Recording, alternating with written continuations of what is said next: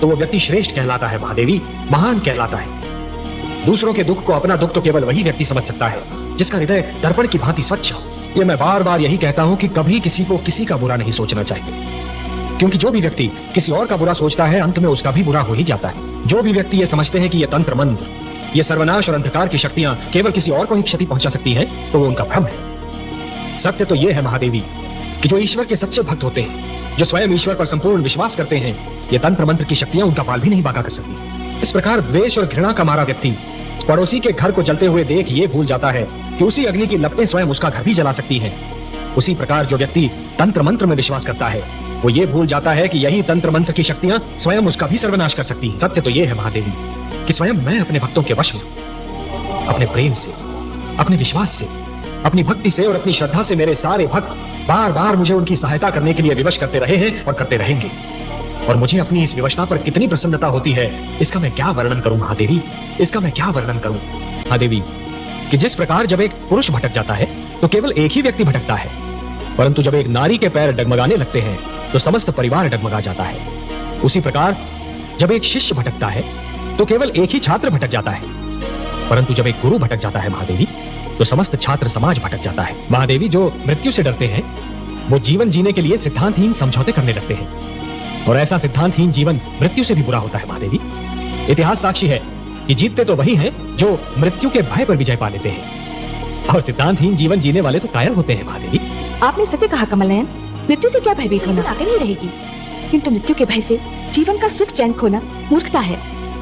जिस प्रकार अग्नि सूखी लकड़ी को सरलता से जला देती है, उसी प्रकार क्रोध सुंदर भावनाओं को सहजता से भस्म कर देता है। वो मेरे विरोधी है, इसलिए मेरा विरोध करने की धुन में वो विवेक तो क्या स्वयं को भी भूल गए हैं। मेरा विरोध करने की भावना उनकी विद्वत्ता पर भारी पड़, और अब दैत्य गुरु शुक्राचार्य कोई भी सीमा पार कर सकते हैं। आश्चर्य है, क्या दैत्य गुरु शुक्राचार्य ये भी नहीं जानते कि सीमा से अधिक विरोध अपने ही दुख का कारण बन जाता है?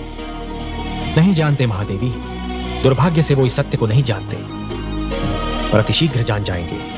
जिस प्रकार चरित्र की हानि धन की हानि से अधिक बड़ी दुर्घटना होती है, उसी प्रकार देवत्व का अपमान देवताओं के अपमान से अधिक बड़ी दुर्घटना है। महादेवी, दो पक्षों में संधि का टूटना एक समान होता है। एक कड़ी टूट जाती है तो कड़ी पर कड़ी टूटने लगती है। महादेवी, मोती जिस डोर में पिरोए हुए होते हैं, यदि वो डोर ही टूट जाए तो सारे के सारे मोती भूमि पर बिखर जाते हैं, और इन बिखरे हुए मोतियों को दोबारा समेटना और फिर से उसी डोर में पिरोना ये सरल कार्य नहीं होता महादेवी। जानती हूँ कमल नयन, बची बसाई नगरी को उजाड़ना सरल कार्य होता है, उसी नगरी को फिर से बसाना बहुत कठिन होता है। वर्ष और पीढ़ियां बीत जाती हैं उसे बसाने में। सत्य कहा महादेवी, समझौते का तोड़ना सदैव शत्रुता को जन्म देता है, और शत्रुता एक ऐसा विषैला पौधा है जिस पर केवल द्वेष के पुष्प और संदेह के कांटे ही उगते हैं, और ये द्वेष और संदेह कई पीढ़ियों तक अपना रंग दिखाते रहते हैं। पर ये जान लीजिए, इस सृष्टि किसी न किसी सीमा में बंधी हुई है। इच्छा हो, ईर्ष्या हो, क्रोध हो, कोई भी भावना हो, उसकी अपनी सीमा होती है, और जब वो भावना अपनी ही सीमा को लांघकर परे चली जाती है तो स्वयं अपने लिए ही हानिकारक सिद्ध हो जाती है। ये प्रेम, ये स्नेह और एक दूसरी भावना ही मानव जाति को संस्कृति देगी, सभ्यता देगी, उसे उत्थान का मार्ग दिखाएगी। ये भावनाएं और इनको प्रदर्शित करने की शक्ति केवल मानव जाति को मिली है। यदि मानव ने इन भावनाओं की रक्षा की तो ये भावनाएं उसे जीवन की प्रेरणा देंगी, उन्नति की शक्ति देंगी, उसे शांति का मार्ग दिखाएंगी।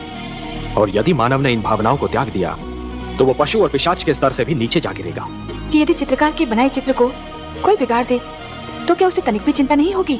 यदि कोई चित्रकार अपना चित्र किसी को उपहार में दे दे तो उस चित्र को संभालना उपहार पाने वाले का कर्तव्य है।